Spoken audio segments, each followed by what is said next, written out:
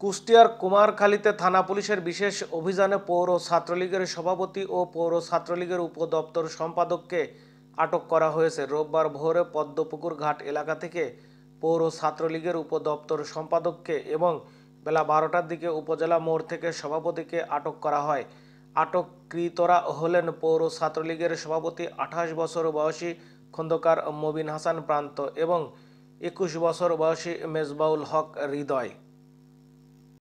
কুমারখালী থানার officer in charge Mohammad সোলাইমান শেখ জানান, আওয়ামী লীগের নেতাকর্মীরা পদ্মপুকুর ঘাট এলাকায় নাশকতা করার প্রস্তুতির সংবাদ পেয়ে ঊর্ধ্বতন কর্তৃপক্ষকে জানানো হয়।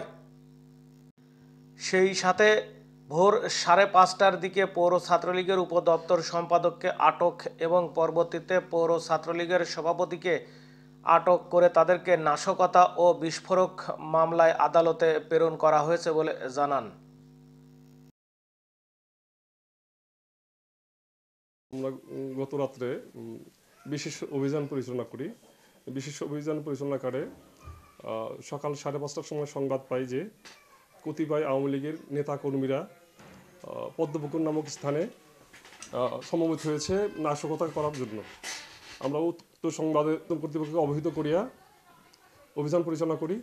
অভিযান পরিচালনাকালে একজন ছাত্রলীগ নেতাকে আমরা আটক করি এবং পরবর্তীতে আরেকজন নেতাকে আটক করিয়া আমরা মামলা রুজু করিয়া বিজ্ঞ আদালতে প্রেরণ করি।